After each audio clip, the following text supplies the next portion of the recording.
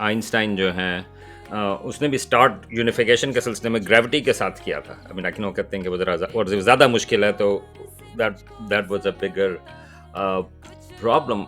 सो string theory का जो basic idea है वो ये है कि हम जो बचपन से सुनते आ रहे हैं कि अगर कोई फंडामेंटल बिल्डिंग ब्लॉक्स होंगे मैटर के, राइट, जिससे सारी चीज़ें मिलकर बनी हैं, तो वो पार्टिकल्स हम उनको समझते हैं। लेकिन हमने कभी ये पूछा क्यों पार्टिकल्स? सोचते नहीं हैं कि ये चीज़ें जो हैं वो कितना इम्पैक्ट करती हैं, और ख़ास तौर से उर्दू में जिस तरह से हो। आई मीन आई थिंक साइंस की दुनिया, आपका भी ताल्लुक है, ये जो फेसबुक का ग्रुप है जो बहुत बड़ा है उसके ऊपर। I mean that's actually great. I think string theory के ऊपर जो क्रिटिसिज्म बहुत सारा आता है ना, वो बहुत अनफेयर है, क्योंकि वो ऐसे प्रेजेंट करते हैं उस क्रिटिसिज्म को as if it's special to string theory, but ये नहीं है। फॉर एग्जांपल, अगर कोई कहता है ना कि स्ट्रिंग थ्योरी को टेस्ट करने के लिए you need a particle accelerator जो कि गैलेक्सी जितना बड़ा हो, हमारी गैलेक्सी जितना बड़ा। क्या हम ये कहें कि कोई भी थ्योरी टेस्ट नहीं हो सकती, राइट? क्योंकि अगर हमें उस एनर्जी लेवल्स तक पहुंचना है, और उसके लिए it's independent of string theory, मगर कोई भी थ्योरी है उसके लिए आपको गैलेक्सी साइज पार्टिकल एक्सेलरेटर चाहिए, तो ऑब्वियसली आई मीन उसका मतलब यह है कि हम बना नहीं सकते।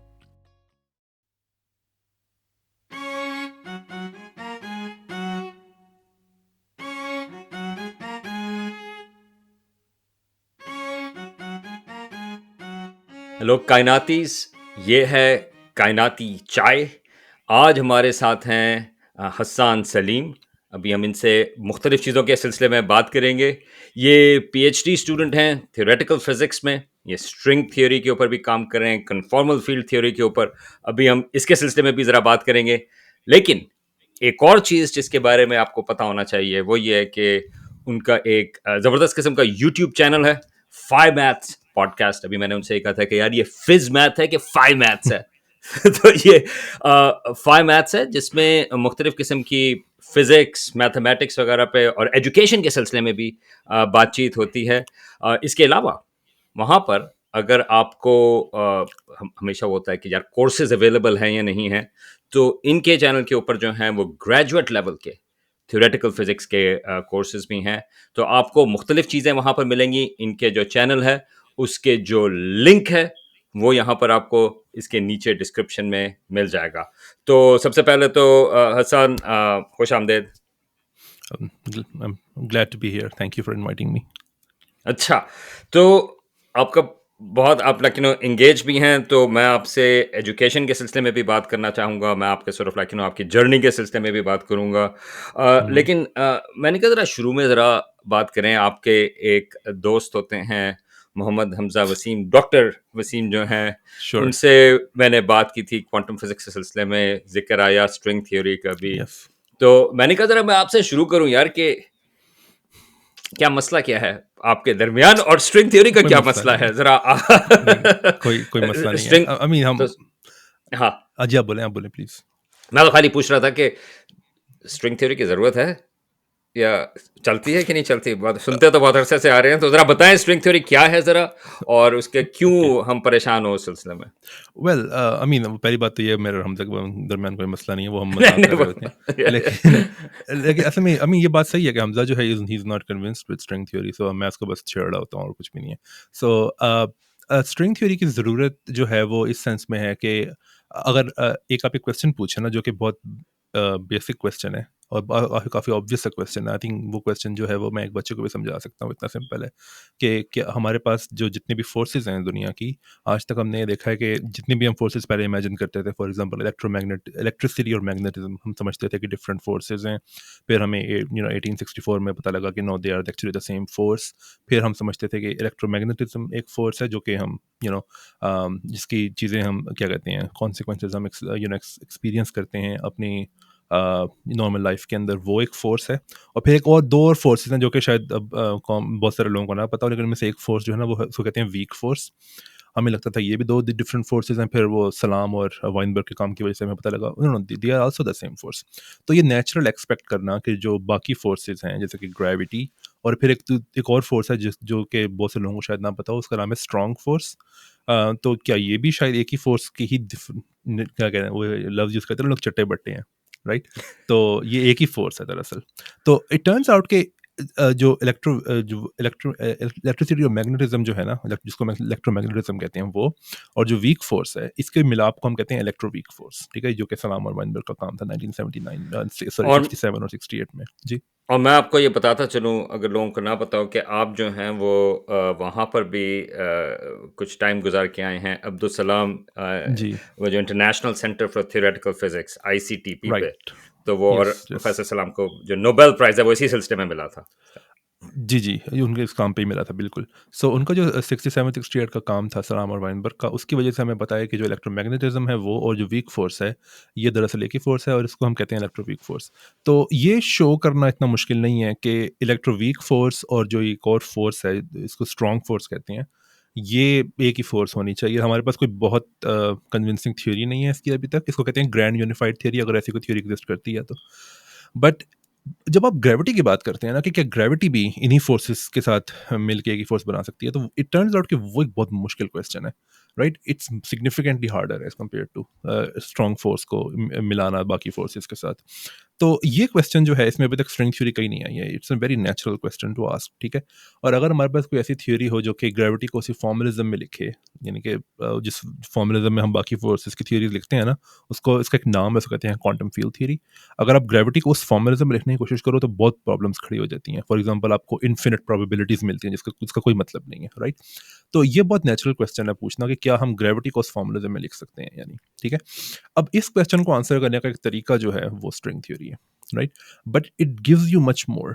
फॉर एग्जांपल, सपोज हुँ, करें कि आपके पास एक थ्योरी हो जो कि ना ग्रेविटी को उस फॉर्मलिज्म में लिख दे जिस फॉर्मलिज्म में बाकी फोर्सेस हैं, लेकिन वो उसको मिलाए ना बाकी फोर्सेस के साथ। वो ये क्या कि ग्रेविटी एक और फोर्स है, बाकी चीज़ें जो हैं वो एक और फोर्स है, लेकिन ग्रेविटी को मैंने उस फॉर्मलिज्म में लिख दिया है, दैट्स इट। तो उसको, ऐसी थ्योरी को हम कहेंगे क्वांटम ग्रेविटी, ठीक है? लेकिन स्ट्रिंग थ्योरी जो है, it's much more than quantum gravity. वो ग्रेविटी को उस फॉर्मलिज्म में लिख भी देती है और वो उसको मिला भी देती है बाकी फोर्सेस के साथ। तो इट्स मोर देन दैट। इसको कहते हैं, इसके लिए लफ्ज़ यूज़ करते थे लोग, लेकिन आई थिंक नहीं करना चाहिए, थोड़ा मिसलीडिंग है। जिसको कहते हैं थ्योरी ऑफ एवरीथिंग, लेकिन आई थिंक ये नहीं यूज़ करना चाहिए, थोड़ा सा मिसलीडिंग है। वो इसलिए कहते हैं बिकॉज़ जब आपके पास तमाम फोर्सेस मिल जाएंगी और एक ही फोर्स बन जाएंगी, तो ऐसा लगता है कि ओके, अब कुछ नहीं है मिलाने के लिए, तो थ्योरी ऑफ एवरीथिंग। लेकिन इस पर्टिकुलर फ्रेज ने कुछ प्रॉब्लम्स खड़ी की हुई हैं, तो ये एटलीस्ट पॉपुलर साइंस में यूज़ नहीं करना चाहिए। ये आपस में कर लो, इट्स फाइन, क्योंकि उनको पता है वो क्या कर रहे हैं, राइट? तो तो 2-3 चीज़ें इसमें जो हैं कॉन्टेक्स्ट के हिसाब से, आई मीन, एक लिहाज से आइंस्टाइन जो हैं, उसने भी स्टार्ट यूनिफिकेशन के सिलसिले में ग्रेविटी के साथ किया था। आई मीन, आई नो कहते हैं यस, कि वो ज़रा और ज़्यादा मुश्किल है, तो that that was a bigger problem. लेकिन एक लिहाज से अगर देखें, ये जो आप बात कर रहे हैं कि चीज़ें जो हैं वो सिम्प्लीफाई हो सकती हैं, या फोर्सेस जो हैं वो एक जैसी हो सकती हैं। एक लिहाज से ये यस। वो चीज़ है जो हमेशा से, लाइक नॉट हमेशा से, लेकिन इंसान जो है वो सोचते आए हैं कि सारी चीज़ें जो हैं वो एक चीज़ से बनी हुई हैं या नहीं। ग्रीक के भी हुँ, आइडियाज़ हुँ। थे, वो पानी, यस, लाइक नेपट्यूनियन मॉडल, या एटम्स, लाइक तो लोग तलाश कर रहे होते हैं उसके सिलसिले में। या बहुत पुराना तो आइडिया है ये, यस। हाँ, तो ठीक है, तो ये तो जस्टिफिकेशन हुई कि स्ट्रिंग थ्योरी क्या कर सकती है। तो ज़रा आप बताएँगे, तो स्ट्रिंग थ्योरी है क्या? सो स्ट्रिंग थ्योरी का जो बेसिक आइडिया है वो ये है कि हम जो बचपन से सुनते आ रहे हैं कि अगर कोई फंडामेंटल बिल्डिंग ब्लॉक्स होंगे मैटर के, राइट, जिससे सारी चीज़ें मिलकर बनी हैं, तो वो पार्टिकल्स हम उनको समझते हैं। लेकिन हमने कभी ये पूछा क्यों पार्टिकल्स क्यों? Because I mean, to be honest, ये इतना अजीब लगता नहीं है, because particle seems to be a thing that has no structure, तो it should be the smallest possible entity. और टू बी ऑनेस्ट, जब आप बहुत छोटी चीज़ों को देखते भी हो डिटेक्टर्स के अंदर, तो चूंकि वो बहुत छोटे हैं तो they look like particles, right?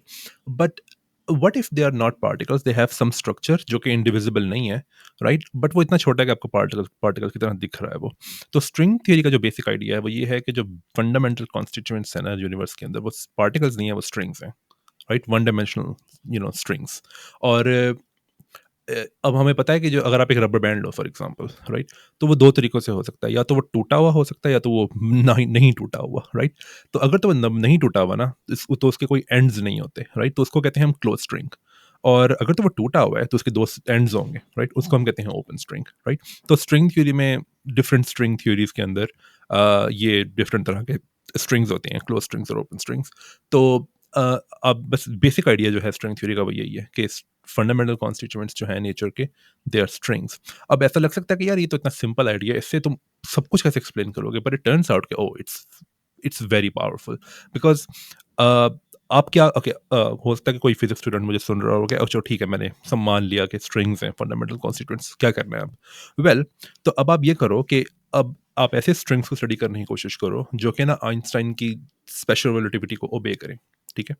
It turns out कि even that thing can give you a lot of information. For example, हम जब मैट्रिक में फिजिक्स पढ़ते हैं तो हम वेव्स को स्टडी करते हैं, राइट? और हम कहते हैं कि ओके, एक स्ट्रिंग अगर आप लो, उसको प्लग कर दो एंड्स के ऊपर, तो फिर उसमें आप वेव्स बना सकते हो, फॉर एग्जांपल गिटार के ऊपर, राइट? तो इसमें एक वेव्स होती हैं जो कि ना अगर स्ट्रिंग इस तरह से है तो वो ऊपर नीचे वाइब्रेट करती हैं, उनको हम कहते हैं ट्रांसवर्स वेव्स, राइट? और फिर अगर आप एक स्प्रिंग लो, उसमें ज़्यादा आसान है देखना, लेकिन आप ये स्ट्रिंग के साथ भी कर सकते हो, लेकिन वो पे आसान नहीं है देखना कि एक ऐसी वेव्स भी हो सकती हैं जो कि ऊपर नीचे नहीं वाइब्रेट करेंगी बल्कि साइड वेव्स वाइब्रेट करेंगी, इनको हम कहते हैं longitudinal waves, right? It turns out कि if you want to obey relativity then you can't have longitudinal waves, right? तो देखो, ये इतना इंटरेस्टिंग रिजल्ट है, वो सिर्फ इससे आ रहा है कि आप रिलेटिविटी को ओबे कर रहे हो, राइट? तो या बोले। ना तो इसके सिलसिले में तो जो कम से कम मेरी जो और मेरी अंडरस्टैंडिंग जो है स्ट्रिंग थ्योरी की पॉपुलर उसमें से वो आती है, हम्म। जो हम्म। मुझे इसके सिलसिले में पता है वो तो ये है ना कि जब आप फंडामेंटल चीज़ों की बात कर रहे हैं, तो अगर हम बात करें इलेक्ट्रॉन्स और प्रोटॉन्स की, राइट? और यस। उसमें हम्म। और ख़ासतौर से प्रोटॉन्स और न्यूट्रॉन्स की अगर हम बात करें क्वार्क्स के सिलसिले में, तो यस। क्या ये जो स्ट्रिंग थ्योरी है, वो जो स्ट्रिंग्स की आप बात कर रहे हैं वाइब्रेशन की, राइट? वो उसका इन फंडामेंटल पार्टिकल्स जो हैं, उनसे यस। क्या ताल्लुक है? क्योंकि अभी जो आपने बात की वो तो थोड़ा-सा लाइक वो तो आप कनेक्शन की बात आ जाती है कि वो रिलेटिविटी के साथ किस तरह से आती है। लेकिन उनका यस। ये जो पार्टिकल्स हैं, एक लिहाज से हमें एक्सपेरिमेंटली यस। हमें पता है कि हमारा एटम जो है वो रदरफोर्ड या फिजिक्स के उसमें आप शुरू में चले जाएँ कि अच्छा एटम का क्या स्ट्रक्चर है? उसके अंदर प्रोटॉन्स हैं या न्यूट्रॉन्स हैं या इलेक्ट्रॉन्स हैं, तो उनका स्ट्रिंग थ्योरी से किस तरह से कनेक्शन बनता है? या आई थिंक मुझे ये बात पहले बतानी चाहिए थी, मैं कहीं और चला गया था। सो या आप जो कह रहे हैं ना, उसका जवाब ये है कि जो पार्टिकल्स हैं जो हम ऑब्जर्व करते हैं हमारे एक्सपेरिमेंट्स के अंदर, उनका ताल्लुक स्ट्रिंग से ये है कि हमें पता है कि एक स्ट्रिंग अगर आप लो तो वो डिफरेंट मोड्स में वाइब्रेट कर सकता है। हमें पता है कि एक एक ही स्ट्रिंग के कई मोड्स ऑफ वाइब्रेशंस हो सकते हैं, ठीक है? तो डिफरेंट मोड्स ऑफ वाइब्रेशंस जो है ना, दे कॉरिस्पॉन्ड टू डिफरेंट पार्टिकल्स। ये आइडिया है जो कनेक्ट करता है स्ट्रिंग्स को पार्टिकल्स के साथ।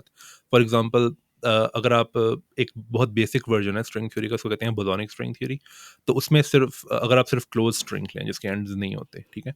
तो इट टर्न्स आउट कि वही क्लोज स्ट्रिंग जो है अकेला, it can give rise to gravity अगर वो एक तरीके हुँ, से वाइब्रेट करे।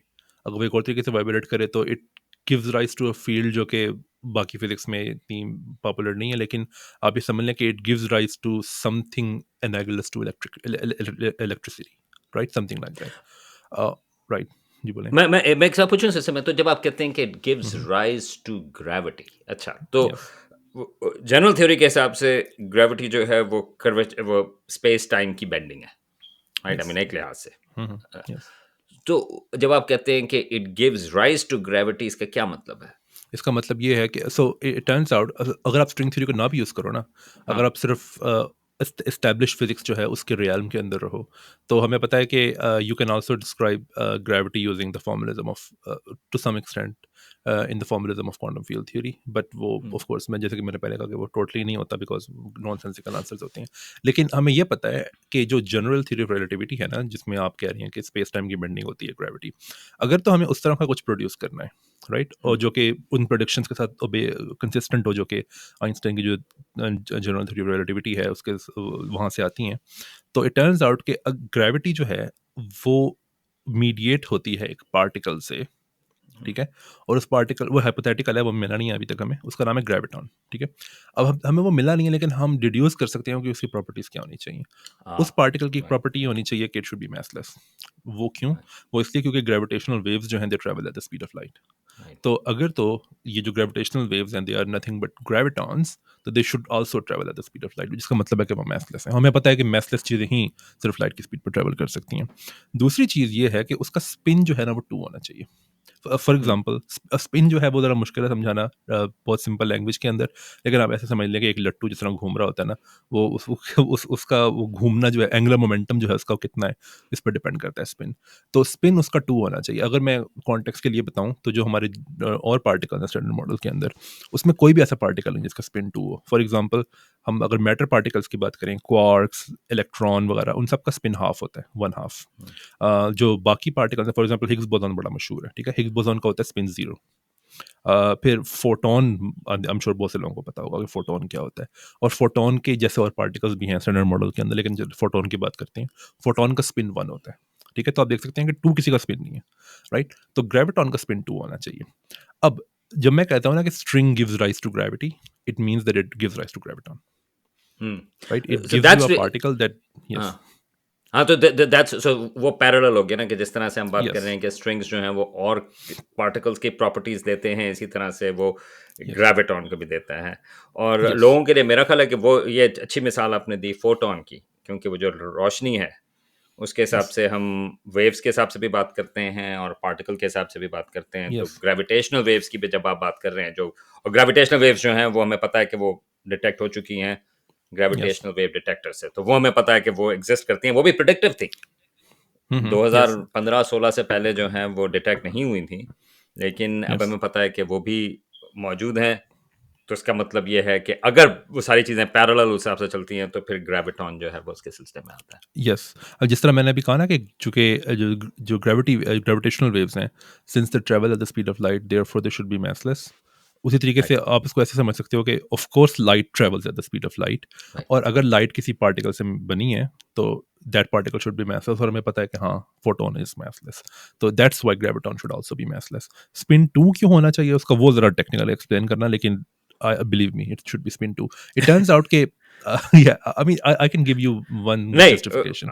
I get it. हाँ, वो हाँ, बताएँ। सिंपल है, इतनी मुश्किल नहीं है वो। हुँ, तो हुँ, इट टर्न्स आउट कि you can actually write down something like general relativity, but with a particle that has no spin, spin zero, हुँ, ठीक है। तो ओके, सो आप इसको कहते हैं dilaton gravity, by the way, ये बड़ी मशहूर हुँ, थी ये आइंस्टाइन की थ्योरी से पहले।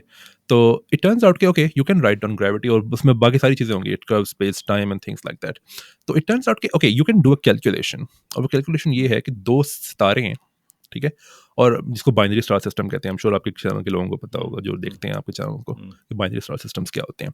तो अगर वो चक्कर लगा रहे हैं एक दूसरे का, अप सेंटर का, बैरी सेंटर का, ठीक है, तो उनके चक्कर लगाने से ना ग्रेविटेशनल वेव्स प्रोड्यूस होती हैं। हुँ, अब आप ये कैलकुलेशन कर सकते हो कि जो ग्रेविटेशनल वेव्स प्रोड्यूस हो रही हैं, और सपोज करो कि इन दोनों का मैस इक्वल है सिंप्लीफिकेशन के लिए, तो अगर आप ये कैलकुलेट करो कि इनके घूमने से जो ग्रेविटेशनल वेव्स प्रोड्यूस हो रही हैं और फिर वो बाहर जा रही हैं, तो उसमें से पावर कितनी जनरेट हो रही है, यानी कि पर यूनिट टाइम पावर कितनी कैरी कर रही हैं। ओके, तो इट टर्न्स आउट कि आप ये कैलकुलेशन कर सकते हो यूजिंग डिलेटॉन ग्रेविटी, यानी कि स्पिन जीरो हो अगर ग्रेविटॉन का, ठीक है, तब वो आप कैलकुलेशन कर सकते हो, and you can do the calculation if the spin is two, ठीक है। हुँ, तो इट हुँ, टर्न्स आउट के जो पावर का फार्मूला आता है ना, इट्स द सेम, बट जो न्यूमेरिकल फैक्टर है ना सामने, वो डिफरेंट है। हुँ। और जो न्यूमेरिकल फैक्टर स्पिन टू का है ना, it actually matches with experiment, so that's why we know it has I to be see, spin I two, see. It can't be spin और वो जीरो। बहुत प्रिसाइजली जो बाइनरी स्टार्स की जो बहुत आप बात कर रहे हैं, प्रिसाइसली, I mean, वो बहुत यस, प्रिसाइसली मेजरमेंट्स उसकी मौजूद हैं, खासतौर से पल्सार्स वगैरह की जो हैं, जो एक दूसरे के यस। साथ वो करते हैं, तो उस वो हिसाब फिर से आपको पता ज़्यादा पता चलता होगा कि है। बस कितने ठीक प्रिसाइज़ हैं उसका, मुझे ज़्यादा नहीं पता। है। अच्छा, तो ठीक है, तो ये तो that's really interesting, I mean कि उसकी वजह क्या है? तो अभी ज़रा मैं दोबारा से इसके स्ट्रिंग का हम ज़रा बातचीत ज़रा दोबारा से कनेक्ट करेंगे, लेकिन उससे पहले मैंने कहा कि मैं ज़रा आपसे पूछूँ कि आपको कहाँ शौक कैसे पैदा हुआ फिज़िक्स का? आई मीन मेरे लिए एक इंटरेस्टिंग चीज़ होती है कि लोग किस तरह से उनकी इंस्पिरेशन किस तरह से आती है, जुस्तजू कैसे बिल्ट होती है? श्योर, सो मैं जब इंटरेस्टिंग बात बताता हूँ मैं आपको, जो कि मुझे अभी भी अब अजीब लगता है जब मैं सोचता हूँ इस बारे में। जब मैं 7th क्लास में था, उस वक़्त तक ना मुझे मुझे मैथ्स से काइंड ऑफ नफ़रत थी। नफ़रत नहीं हुँ, कहना चाहिए, हुँ, लेकिन मुझे ख़ास तौर पे अलजेब्रा मुझे बहुत बुरा लगता था, right? Um, but I think मुझे अब लगता है कि वो इससे था क्योंकि जिस तरह पढ़ाया जा रहा था ना वो स्कूल के अंदर, वो उस वजह से मुझे बुरा लगता था। ऐसा नहीं है कि वो इन्हेरेंटली बुरा था, राइट? अ, फिर ये हुआ कि मैं ओ लेवल्स में गया। जब मैं ओ लेवल्स में गया ना, तो मुझे बहुत शौक पैदा हो गया मैथ्स का। इनफैक्ट उस वहाँ जाने से पहले भी वहाँ पे एक और स्कूल में था मैं, तो वहाँ पे मुझे ना, जब मुझे चीज़ें चीज़ें समझ आनी शुरू हुई ना कि okay, how to do algebra actually, right? तब मैंने कहा ओके, अब फॉर एग्ज़ाम्पल जब हम ये इक्वेशन सॉल्व करते थे लाहौर में?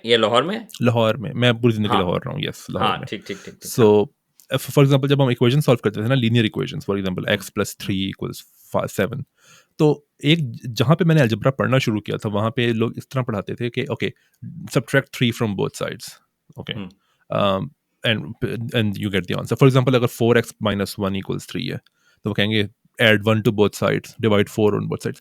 मैंने कहा था कि इनको पता कैसे लगता है क्या करना है राइट। हाँ, लेकिन हाँ, जब हाँ, मुझे किसी ने हाँ। बताया ना कि ये करना है, मैंने कहा ओह अच्छा, it makes a lot of sense. Right, but मुझे ये भी समझ आया कि okay, you don't have to subtract on both side, just that's take it exactly on the right. Other side right. Right, तो ओके, जी बिल्कुल, बोले बोले। हाँ। नहीं, नहीं, बिल्कुल, ये जो आप बात कर रहे हैं ना, ये मैं इससे इतना रिलेट करता हूँ क्योंकि आई मीन हम्म, थोड़ा-सा मेरे लिए भी था। तो बाय द वे मुझे भी मुझे मैथ पसंद थी 7th क्लास में, मगर 8th क्लास में जब हम वाक़ई अलजेब्रा में आए, राइट? हम्म, तो मुझे भी मुश्किल हो गई थी, लेकिन उसका बहुत बड़ा ताल्लुक जो है वो टीचर से था। या टीचर जो था 8वीं जमात में जो टीचर था वो मेरे लिए कम से कम लाइक उसमें थोड़ी टेंशन भी हो जाती है कभी-कभार, तो मेरी थोड़ी टेंशन थी and he wasn't very good. तो हम्म, मुझे लगा कि मैथ अलजेब्रा मुझे बिल्कुल पसंद नहीं था, ना ही मुझे समझ में आती थी। मेरा लेकिन चेंज हुई कैलकुलस से। ओके, जब वो इंटर में जब कैलकुलस आना शुरू हुआ, मैंने कहा यार ये तो बड़ी इंटरेस्टिंग चीज़ है और ये एक यस, अच्छी चीज़ है, लेकिन वो अलजेब्रा जो है वो टीचर की वजह से बहुत मसला आ गया। या तो और बहुत उसमें फर्क चीज़ें पड़ता यही है। हैं जो आप बता दें। वो कहते हैं कि एक ही तरीका है अलजेब्रा यस, को जैसा सोचने का ना, तो हालाँकि ये तो मल्टीपल तरीकों से आप उसको यस, सॉल्व कर सकते हैं, बिल्कुल। समझ सकते हैं। मुझे याद है कि हालाँकि मैं अब कभी कभी भी इनकरेज नहीं करता स्टूडेंट्स को कि वो कीज़ खरीदें, बुक्स की। हाँ। लेकिन हुँ। मैं कन्फेस कर सकता हूँ कि जब मैं 7th क्लास में था, तो हाँ। मैंने की खरीदी थी, क्योंकि मुझे ये चीज़ बिल्कुल समझ नहीं आती थी कि आप कैसे करोगे? ये डिसाइड हुँ। कि दोनों साइड्स पे क्या मल्टीप्लाई करना है, क्या डिवाइड हुँ, करना है। हुँ, हुँ, हुँ। और इट टर्न्ड आउट कि जब मैंने की खरीदी उसमें भी यही था। मैंने कहा यार फ़ायदा कोई नहीं हुआ, ठीक है? तो इट टर्न या अभी फॉर एग्ज़ाम्पल जब आप अलजेब्रा के अंदर डिवीज़न करते हो, 2 हुँ, पॉलिनोमियल्स को डिवाइड करते हो, तो हुँ। वहाँ पे ये होता है कि ओके, एक पावर है जो कि वहाँ डिवाइज़र के अंदर है, लेकिन डिविडेंड के अंदर, सॉरी, डिविडेंड के अंदर है, यानी कि जिसे आप हुँ, डिवाइड कर रहे हो, लेकिन उसके अंदर नहीं है जो आप डिवाइड कर रहे हो। तो वहाँ पे ना वहाँ पे लोग ये करते हैं कि ओके, आप ना अज़्यूम करो कि यहाँ पे ना एक टर्म है जिसका ना कोएफ़िशिएंट 0 है, यानी कि है ही नहीं वो, और फिर आप माइनस कर सकते हो। बट वो भी मुझे इतना आर्बिट्रेरी लगता था। मैं कहता था यार ये कैसे पता लगता है कि ये कब करना है? बाद में मैं समझा कि ये करने की ज़रूरत नहीं है एक्चुअली, आई मीन वैसे ही लिख दो साथ में।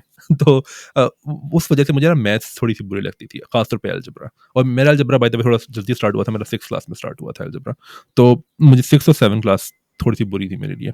फिर जब मुझे समझ आनी शुरू हुई, ख़ास तौर पे जब मैंने साइमल्टेनियस इक्वेशन सॉल्व करनी शुरू की, oh! I loved that, right? Anyway, हुँ, तो मैं थोड़ा कट शॉर्ट करता हूँ, तो मुझे मैथ्स बहुत पसंद थी। तो हुँ, 8th क्लास में जाने के बाद, ख़ास तौर पे यानी कि ओ लेवल्स में जाने के बाद, मैंने कहा यार मैंने सारी मैथ्स लर्न करनी है। और मैंने मैंने क्या कहते हैं, ओ लेवल्स की सारी मैथ्स जो थी, मुझे याद है कि मैंने फर्स्ट ईयर में लर्न की थी। फिर मैं और आगे गया, मेरा एक कज़न था, उसकी बुक्स जो थी ना वो पड़ी होती थी उसके बुक शेल्फ में। तो मैंने 3 by 3 मैट्रिसेस के डिटर्मिनेंट्स कैसे कैलकुलेट करते हैं वो लर्न किया जब मैं ओ लेवल्स में था, राइट? और फिर मैंने calculus at the age of 13 learn की थी। I love that, oh I हाँ, loved calculus at that time.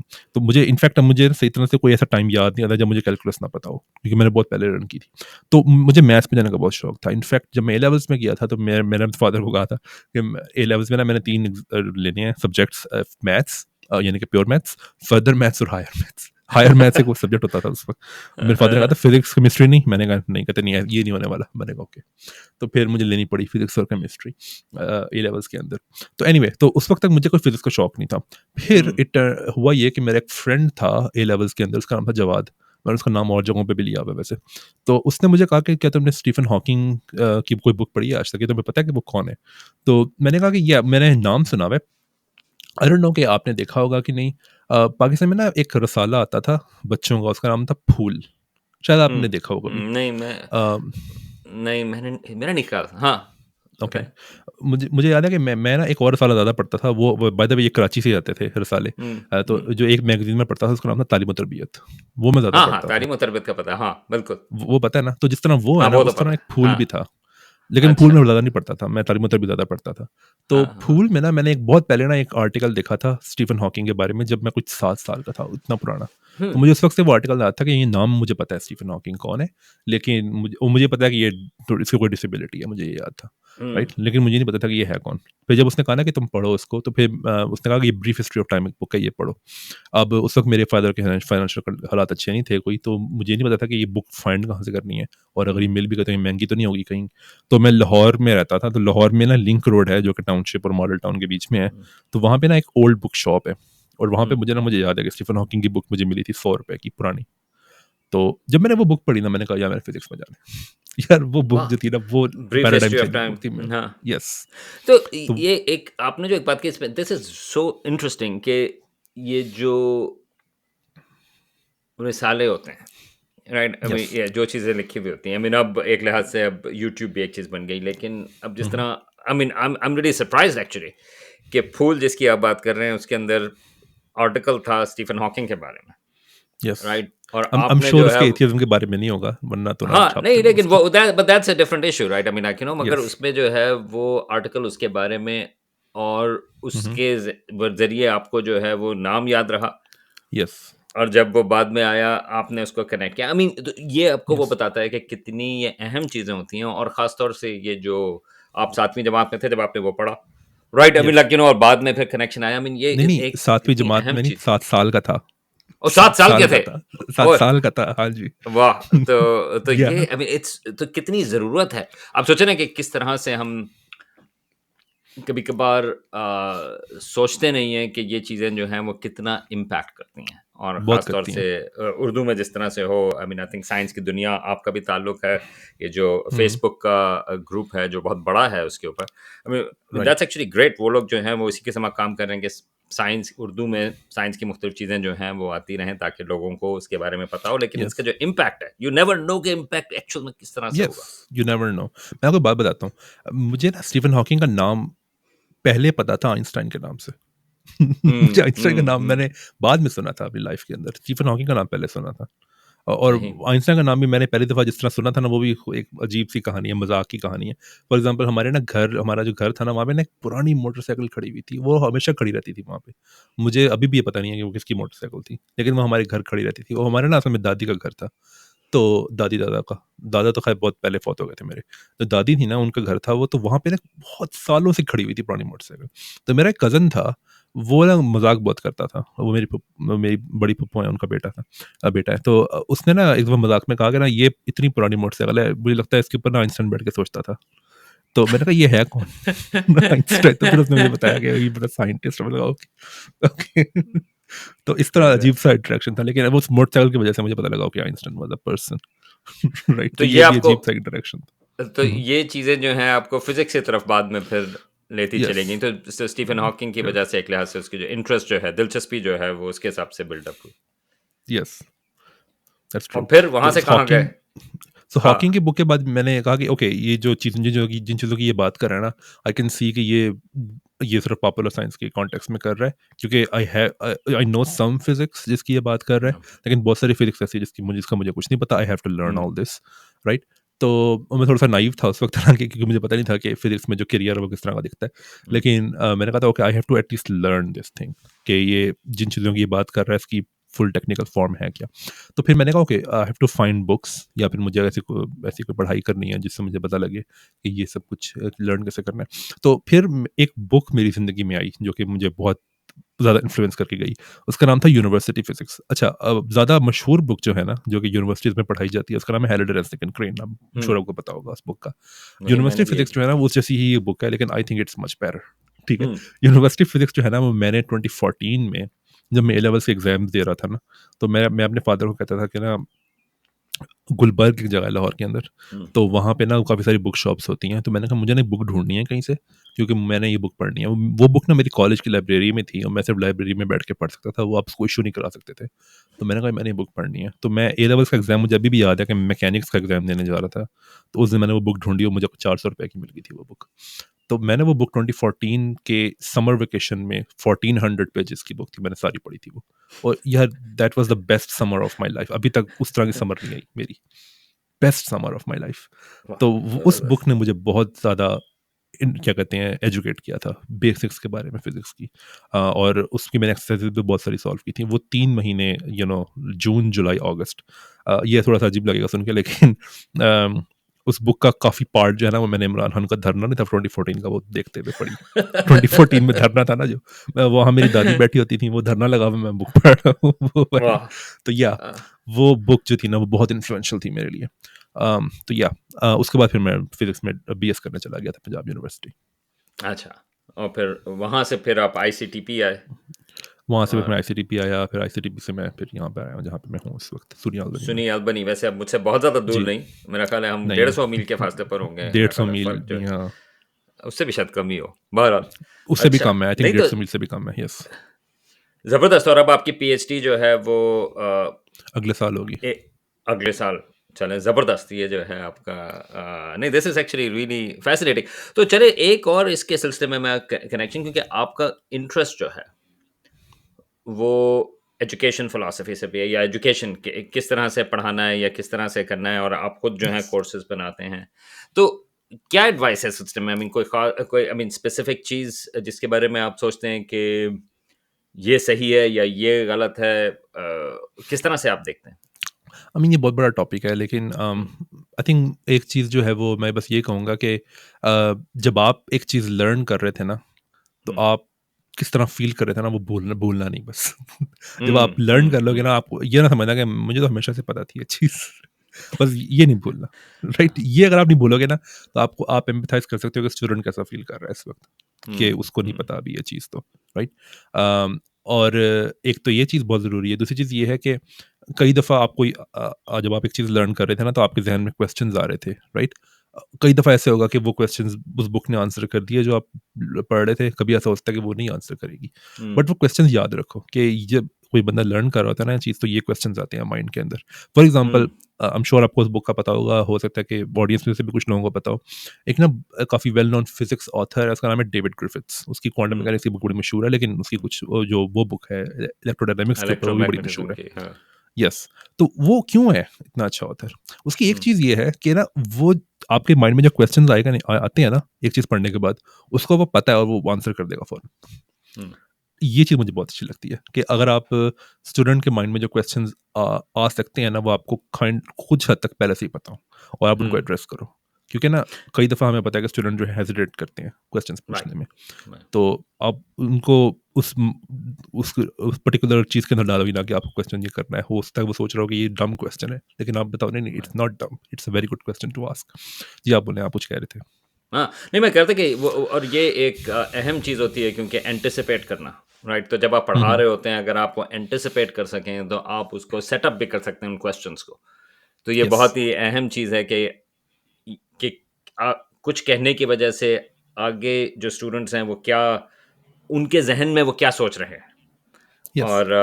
और वैसे ही, और ये बात सबको पता होनी चाहिए कि कोई जो वो होता है कि there is no such thing as dumb question, वो बहुत इंपॉर्टेंट है, क्योंकि अक्सर आपका ख़्याल होता है, प्रेशर होता है कि यार, और ये कभी ख़त्म नहीं होता, या अभी भी हम जो होते हैं, अगर किसी सेमिनार टॉक में हो या ये वो, कब ख़्याल होता है कि यार आप हाथ उठा हुँ, के हुँ। सवाल पूछें। लेकिन यस। अगर आपके ज़हन में वो सवाल आ रहा है, तो 5 और लोग हैं जो कुछ कह नहीं रहे, लेकिन उनके ज़हन में भी वही सवाल है। तो वो यस। बहुत अहम है। I mean, to be honest, बहुत सारे क्वेश्चन जो आपके माइंड में आएँगे ना, जो कि गुड फेथ से आ रहे हैं, मैं ये हुँ, कहना चाहता हूँ। हुँ, गुड फेथ से जो आपके सॉरी जो गुड फेथ से आपके माइंड में क्वेश्चंस आ रहे हैं ना, they are almost never dumb. Hmm. But अगर बैड फेथ क्वेश्चनिंग शुरू हो जाए, फिर वो डम्ब हो सकते हैं। फॉर एग्जांपल, अगर कोई कहे कि यू शुड क्वेश्चन एवरीथिंग, और वो अगला बंदा कहे हाँ, व्हाई? क्या करोगे आप हाँ। इसका? हुँ, हुँ, क्वेश्चन हुँ। है, एंड ऑफ द डे, लेकिन इसका कुछ राइट, नहीं कर सकते। तो that right, that's a dumb question. But या राइट। गुड फेथ से अगर आप क्वेश्चंस पूछ रहे हो, they are almost never dumb. You should always ask those questions. I think curiosity, I mean genuine curiosity हो, यस, ना कि आप तंग करने के लिए कर रहे हो। हाँ, वो बात एग्ज़ैक्टली। वो बात तो सही है। अच्छा ठीक है। तो चलिए मैं ज़रा वाइंड अप करना चाहता हूँ, लेकिन इसमें मैं आपका ज़रा दोबारा से स्ट्रिंग थ्योरी की तरफ मैं जाना चाहूँगा। श्योर। तो ठीक है, खूबसूरत थ्योरी है। आपका वो जो अ, उसकी पावरफुल भी है एक लिहाज से। तो अ, उसका जो एक क्रिटिसिज्म आता है, वो उसकी टेस्टिंग एबिलिटी के ऊपर आता है कि उसको टेस्ट किस तरह से करें। तो उसके सिलसिले में क्या 2 चीज़ें मैं पूछना चाहूँगा। एक तो ये है कि आपका जो अपना काम है, जो पीएचडी की तरफ जा रहे हैं, इज़ इट लिंक्ड, वो किस तरह से लिंक्ड है? और दूसरी चीज़ ये है कि स्ट्रिंग थ्योरी के सिलसिले में टेस्ट की क्या सूरत-ए-हाल है? क्योंकि एक लिहाज से साइंस में टेस्टिंग ज़रूरी है, वरना तो बहुत श्योर। खूबसूरत थ्योरी भी हो सकती है। Of course, I mean, I agree. अगर स्ट्रिंग थ्योरी टेस्ट नहीं होती, मैं खुला बोलता हूँ, it should not be taken as a theory नहीं, of science. It's not a theory of science if it's not नहीं। Testable. But here's the thing, so I think string theory के ऊपर जो क्रिटिसिज्म बहुत सारा आता है ना, वो बहुत अनफेयर है, क्योंकि uh, वो ऐसे प्रेजेंट करते हैं उस क्रिटिसिज्म को as if it's special to string theory, but ये नहीं है। फॉर एग्जांपल, अगर कोई कहता है ना कि स्ट्रिंग थ्योरी को टेस्ट करने के लिए you need a particle accelerator, जो कि गैलेक्सी जितना बड़ा हो, हमारी गैलेक्सी जितना बड़ा। इट्स ट्रू, बट आप ये क्यों कह रहे हो कि स्ट्रिंग थ्योरी को टेस्ट करने के लिए? एक्चुअली कोई भी थ्योरी ऑफ क्वांटम ग्रेविटी होगी ना, उसको टेस्ट करने के लिए इतना बड़ा एक्सेलरेटर चाहिए होगा। ऐसा क्यों है? वो इसलिए है क्योंकि ग्रेविटी एक बहुत वीक फोर्स है, राइट? ग्रेविटी को वीक फोर्स जो है वो स्ट्रिंग थ्योरी ने नहीं बनाया, वो है वीक फोर्स, राइट? तो इट टर्न्स आउट कि वो ग्रेविटी जो है वो वीक फोर्स है। इसका ताल्लुक क्या है वैसे इसके पार्टिकल एक्सेलरेटर जो बड़ा होना चाहिए? वेल, इट टर्न्स आउट कि अगर आपको स्ट्रिंग थ्योरी को डायरेक्टली टेस्ट करना है ना, यानी कि अगर आपको स्ट्रिंग्स डायरेक्टली देखनी है, ठीक है, तो you need to go to very very very high energies. ठीक है, फॉर एग्जांपल हम जो क्वार्क्स देखते हैं, क्वार्क्स जो है ना वो भी आप वो देख सकते हो आप, लेकिन उसके लिए आपको इतनी हाई एनर्जीज पे जाना पड़ता है जो कि, अच्छा बाय द वे, ये इस पे जाने से पहले ना मैं एक चीज़ थोड़ी सी चीज़ एक्सप्लेन कर दूं कि आप ना एनर्जी स्केल्स को ना कॉरिस्पॉन्ड कर सकते हो डिस्टेंस स्केल्स के साथ। तो अगर हाई एनर्जीज है इसका मतलब है स्मॉल डिस्टेंसेस।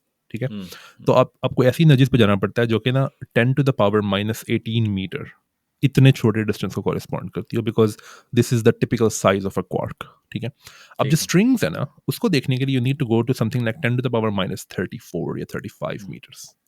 ठीक है, जो कि ऑलमोस्ट 10⁻18 टाइम्स ज़्यादा है, कम छोटा है, सॉरी, उस क्वार्क्स के डिस्टेंस स्केल से, जिसका मतलब है कि it should be almost 10⁻18 times more than the energy of the biggest collider today, जो कि ऑलमोस्ट गैलेक्सी जितना बड़ा है। तो ये जो है ना, ये जो फैक्ट मैंने बोला है अभी, ये आप बता सकते थे even before string theory was a thing. क्यों? वो इसलिए क्योंकि ये जो डिस्टेंस स्केल्स है ना, ये डिटरमिन होते हैं इस चीज़ से कि वो जो आप जिस फोर्स को आप प्रोब करना चाह रहे हो, वो फोर्स कितनी वो है, स्ट्रांग है, या उसके इफेक्ट्स जो है वो किस एनर्जी पे जाहिर होते हैं। तो ग्रेविटी के जो इफेक्ट्स हैं ना, वो जिस डिस्टेंस स्केल्स के ऊपर जाहिर होते हैं ना, उसको हम कहते हैं प्लांक स्केल। ठीक है, अच्छा, प्लांक स्केल जो है उसका एक्सप्रेशन क्या है? सारा एक्सप्रेशन जानने की ज़रूरत नहीं है, उसका ना आप फार्मूला लिख सकते हो कि प्लांक स्केल जो है ना वो इन terms of fundamental units like speed of light, या फिर न्यूटन्स कांस्टेंट जो है ग्रेविटी का, या फिर जो प्लांक्स कांस्टेंट है, इनके टर्म्स में आप लिख सकते हो प्लांक स्केल। और जब आप लिखते हो ना उसका एक्सप्रेशन, तो इट्स समथिंग डिवाइडेड बाय जी। ठीक है, जी जो है वो न्यूटन्स कांस्टेंट है। नाउ जी इज स्मॉल, उसको स्मॉल स्ट्रिंग थ्योरी ने नहीं किया। ठीक है, उसका कोई कसूर नहीं है स्ट्रिंग थ्योरी का जी को स्मॉल करने में। ठीक है, तो अब जी चूंकि स्मॉल है, इसका मतलब है कि कोई भी जो थ्योरी ऑफ क्वांटम ग्रेविटी है उसको टेस्ट करने के लिए you need this big accelerator. ठीक है, स्ट्रिंग थ्योरी का कोई ताल्लुक कसूर नहीं है उसके अंदर। अच्छा, अब स्ट्रिंग थ्योरी को क्रिटिसिज्म मिलता क्यों है? Because it's the most prominent theory, that's it. और कोई नहीं रीजन नहीं हो सकता उसका। तो जी ओके, बोले। तो मैं इस सिलसिले में पुश करता हूँ थोड़ा सा। तो श्योर। अगर एंड आई गेट इट, वो ये प्लांक लेंथ जो है वो आप कैलकुलेट पहले भी कर सकते थे, क्योंकि यस। जब हम बात करते हैं यूनिवर्स के शुरू के भी, सो 10⁻³ सेंटीमीटर, आई मीन सारी तमाम चीज़ें, ठीक है। तो उस लिहाज से क्या हम ये कहें कि कोई भी थ्योरी टेस्ट नहीं हो सकती, राइट? क्योंकि अगर हमें उस एनर्जी लेवल्स तक पहुंचना है और उसके लिए it's independent of string theory, मगर कोई भी थ्योरी है उसके लिए आपको गैलेक्सी साइज पार्टिकल एक्सेलरेटर चाहिए, तो ऑब्वियसली आई मीन उसका मतलब यह है कि हम बना नहीं सकते in the yes. Far future में भी। आई मीन ये हम बात कर रहे हैं बहुत दूर की, राइट? तो क्या हम कोई भी थ्योरी इसको टेस्ट नहीं कर सकती, या कोई कंपैरेटिव या कोई और थ्योरीज हैं जो पोटेंशियली टेस्ट क्रिएट कर सकते हैं? We don't have to create a particle accelerator, I mean इसीलिए तो हम एस्ट्रोनॉमर्स भी काम करते हैं, ताकि can we find something like किसी किस्म के पार्टिकल्स जो एक्सेलरेट हो रहे हों गैलेक्सी स्केल के ऊपर हम ऑब्जर्वेशन से। तो क्या कोई और तरीका है इसको टेस्ट करने का, या कोई कंपैरेटिव ओके, थ्योरीज हैं जिसके श्योर। लिए ज़रूरत नहीं?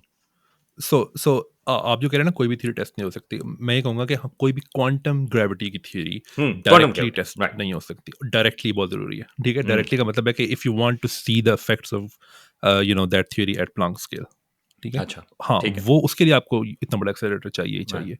It's not specific to string theory. ठीक राइट। है, अब एक प्रॉब्लम ये है कि लोग ना यहाँ पे गोल पोस्ट, आपकी बात नहीं कर रहा मैं, लेकिन और जो क्रिटिक्स हैं स्ट्रिंग थ्योरी के, वो गोल पोस्ट बहुत ज़्यादा मूव करते हैं। वो कहते हैं कि बाकी थ्योरीज जो हैं अगर उनको इंडायरेक्ट टेस्ट भी आ जाए तो वो कहते हैं देखो ये टेस्टेबल है, लेकिन स्ट्रिंग थ्योरी के अगर इनडायरेक्ट टेस्ट अगर मौजूद हों या फिर प्रपोज किए जाए तो वो कहते हैं नहीं नहीं, हमें स्ट्रिंग्स दिखाओ।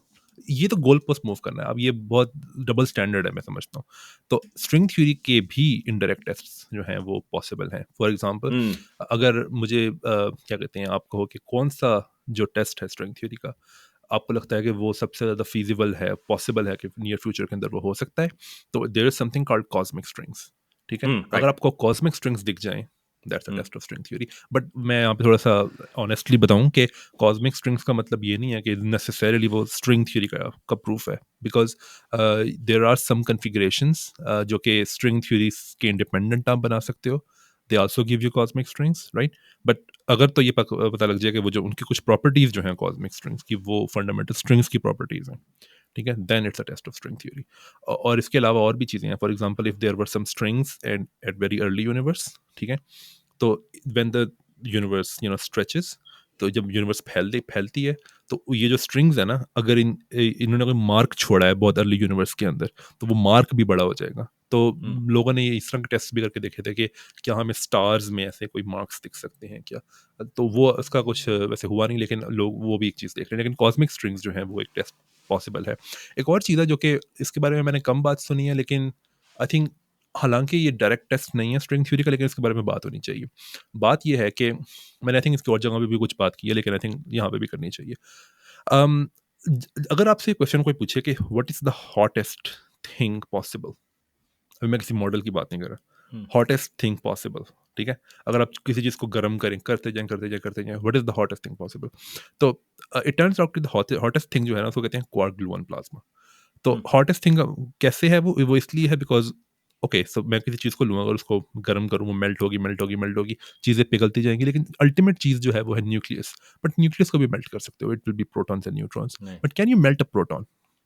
Well, in some sense yes you can do it, क्योंकि ऐसा नहीं है, हमें पता है कि क्वार्क्स इंडिविजुअल आपको कभी नहीं दिखते, ठीक है, लेकिन when you melt a proton you make something called quark gluon plasma, यानी कि एक ऐसी एक नई स्टेट ऑफ मैटर है जिसके अंदर क्वार्क्स और gluons by the way force carrying particles हैं, स्ट्रॉन्ग फोर्स के।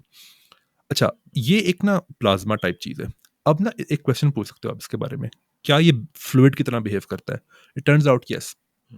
ओके, अगर आपको फ्लूइड मैकेनिक्स याद हो मैट्रिक्स से, तो आप क्वेश्चन पूछ सकते हो कि ये जो क्वार्क ग्लूऑन प्लाज्मा, इसकी विस्कोसिटी किस तरह से बिहेव करती है? विस्कोसिटी थिकनेस को क्वांटिफाई करती है, जैसे कि शहद बहुत विस्कस है, वाटर उतना विस्कस नहीं है। तो ये क्वेश्चन है, और एंड इट टर्न्स आउट कि इस क्वेश्चन को आंसर करना बड़ा मुश्किल है कि इसकी विस्कोसिटी कैसे बिहेव करेगी। जो फंडामेंटल थ्योरी है क्वार्क्स और ग्लूऑन्स की, उससे ये आंसर निकालना बहुत मुश्किल है। ओके, अब एक आइडिया है जो कि स्ट्रिंग थ्योरी की मोटिवेशन से आता है, ठीक है, लेकिन वो टोटली डिपेंडेंट नहीं है स्ट्रिंग थ्योरी पे, लेकिन it came from string theory, right? उसको कहते हैं होलोग्राफी। अब उसके बारे में हम ज़्यादा डिटेल में नहीं जाएंगे क्योंकि टाइम हमारे पास बहुत ज़्यादा नहीं है, लेकिन होलोग्राफी जो है ना आइडिया, वो दरअसल ये कहता है कि उसका मेन आइडिया ये है कि अगर आपके पास एक दुनिया है जो कि सपोज करो 4 डायमेंशनल है फॉर एग्जांपल, या फिर अब ये किसी भी डायमेंशन के साथ कर सकते हो वैसे, लेकिन 4 डायमेंशंस की बात करते हैं, तो 4 डायमेंशनल दुनिया है जिसमें 3 डायमेंशन स्पेस की और एक टाइम है। तो जितनी भी इंफॉर्मेशन इस दुनिया के अंदर है ना, आप इस दुनिया की एक बाउंड्री लो जो कि एक डायमेंशन कम में होगी, यानी कि 2 स्पेस डायमेंशन और एक टाइम डायमेंशन, जितनी भी इंफॉर्मेशन इस दुनिया के अंदर है ना, वो उसकी बाउंड्री पे भी है, ठीक है? तो इट टर्न्स आउट कि एक्चुअल जो इन्फॉर्मेशन है वो बाउंड्री पे है और हम सिर्फ एक होलोग्राम है, तो इसलिए इसको होलोग्राफी कहा जाता है। तो ये जो आइडिया है ना, जो कि स्ट्रिंग थ्योरी से आया था, मैं बार बार कहूंगा ये, हालांकि लोग कहते हैं कि इसका स्ट्रिंग थ्योरी से ताल्लुक नहीं है, वो सिर्फ डिस्क्रेडिट करने के लिए कह रहे होते हैं, लेकिन it came from string theory, ठीक है? This idea can actually provide you the answer कि जो क्वार्क ग्लूऑन प्लाज्मा जो है, इसकी विस्कोसिटी जो है वो किस तरह से काम करेगी, and you can test it, it has been tested in 2004 and it's true, ठीक है? तो तो अगर ये एक थोड़ा सा एविडेंस नहीं है स्ट्रिंग थ्योरी का, तो क्या है फिर? ये आई मीन डायरेक्ट एविडेंस नहीं है, मैं ये मानता हूँ, हाँ, लेकिन होलोग्राफी का एविडेंस है ये। लेकिन अभी तो होलोग्राफिक यूनिवर्स का भी तो नहीं पता। आई मीन अगर आप उसके देखें, and I think agree with you, क्योंकि स्ट्रिंग थ्योरी के साथ जो एक और मसला था, ये जो आप डायमेंशंस को उन्होंने कम करना है, right? I mean so that's one of the reasons why ये इस चीज़ की बात आती है, क्योंकि जो स्ट्रिंग थ्योरी है it requires 11 dimensions, right? I mean, या one way to achieve a consistent theory is 11 dimensions, but you don't need 11 dimensions. ये भी एक बहुत बड़ी misconception है. So it turns out कि जब M theory की अगर आप बात करें, उसमें 11 dimensions है, string theory में you need 10, but जो 10 dimensions की बात 10 करते हैं plus ना 1, लोग, right? 10 plus 1 हाँ, वो M theory में 11 है, ओह, लेकिन अच्छा, हाँ, राइट, आई मीन हाँ, आप गलत नहीं कह रहे, आप सही कह रहे हैं वैसे, 11 ही है, लेकिन अगर सिर्फ 10 की बात करें अभी, वो जो 10 डायमेंशंस की बात करते हैं ना लोग, वो एक तरीका है चीज़ों को कंसिस्टेंट रखने का। जो स्ट्रिंग थ्योरी रिक्वायर करती है ना, वो 10 डायमेंशंस नहीं है, it requires something else to be 10, but वो चीज़ जो है वो डिमेंशन भी मतलब हो सकता है उसका। मैं उसको भी डिटेल में नहीं जाऊँगा, उसको कहते हैं सेंट्रल चार्ज, किसी ने देखना हो तो। तो उसका सेंट्रल चार्ज को वो करने का वो 10 नहीं होता वैसे, वो 15 समथिंग होता है, लेकिन उसका मतलब ये है कि 10 डायमेंशंस। तो सेंट्रल चार्ज को 15 करने का एक तरीका ये है कि 10 डायमेंशंस हो। एक तरीका ये भी है कि यू हैव 4 डायमेंशंस जो कि हमारे यूनिवर्स के अंदर है, and you have something else. So you can have that something else, but वो समथिंग एल्स और प्रॉब्लम्स खड़ी कर सकता है जो कि सॉल्व करने की ज़रूरत है। तो मैं ये बता दूं कि string theory doesn't require 10 I dimensions. See. It requires central charge to be 15. उसका मतलब है कि you can have 10 dimensions or you can have 4 dimensions. हाँ, इसका मतलब ये है कि you cannot have more than 10 dimensions. ये मतलब है इसका। You cannot have more than 10 dimensions. ठीक है? अच्छा। लेकिन you can have 10 dimensions, less than 10 dimensions, और फिर जो बाकी central charge है वो कहीं और से आ जाए, it's fine. तो ये भी बहुत बड़ी misconception है I am just string theory के क्यूरियस, बारे में। I have no clue actually कि इसका एक्चुअल जो वो क्या है, लेकिन क्या इस किस्म की चीज़ जो है, क्योंकि आई मीन ऑब्वियसली एस्ट्रोनॉमी में लोगों को मुश्किल है डार्क एनर्जी की, मिसाल के तौर पे, और डार्क मैटर की भी है, मगर dark energy certainly, I mean दोनों चीज़ें जो हैं वो खास उसकी तौर पे हैं। इस वक्त बहुत प्रॉब्लम है। इस काफ़ी वक्त बहुत प्रॉब्लम खड़ी हुई प्रॉब्लम हुई चल है। रही है उस सिलसिले में। तो आई मीन एक तरीके Yes. से आई नो वो जो and again not to distract from this conversation, मगर एक और मेम्ब्रेन थ्योरी, ब्रेन थ्योरी कहलाती है वो, sort of like कि उसमें लोग कोशिश करते हैं कि ओके ब्रेन्स हैं, मे बी जब आप इन चीज़ों को मेजर कर रहे हैं, जैसे प्रॉपर्टीज हैं ग्रेविटी की, वो आप पूरी मेजर नहीं कर रहे, that is being shared with other dimensions and things like that. ये हम Yes. डिमेंशंस बात कर रहे हैं पूरी कायनात की, right? I mean like we not talking about Mhm.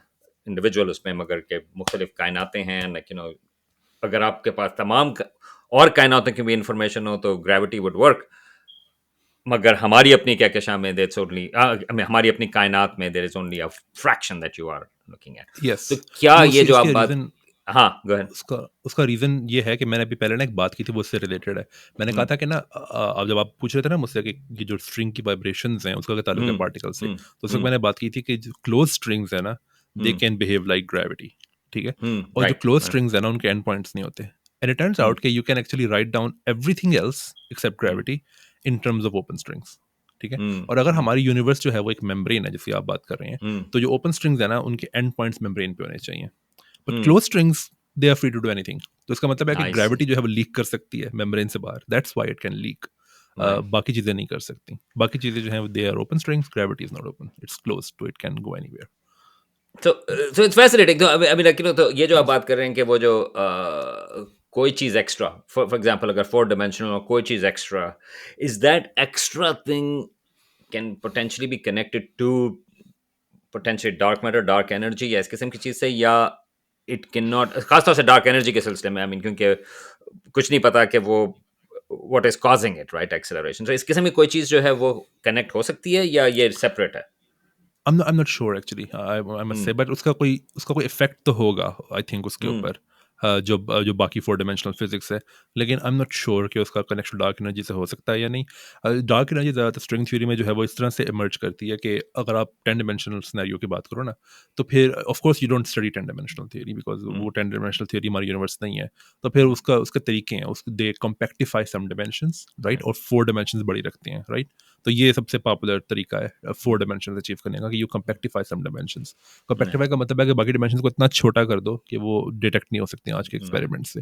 तो it when you do that, you can actually calculate कि जो अगर तो डार्क एनर्जी जो है वो कॉस्मोलॉजिकल कांस्टेंट से आ रही है, तो कॉस्मोलॉजिकल कांस्टेंट क्या होना चाहिए, you can actually calculate that. और वो फिर एक और आई थिंक ये एक्चुअल में ये क्रिटिसिज्म अगर कोई राइट। करे ना, जो कि कुछ लोग करते हैं स्ट्रिंग थ्योरी के ऊपर, I think that's much more respectable, कि स्ट्रिंग थ्योरी का कोई मसला है कि it can not have positive cosmological constant.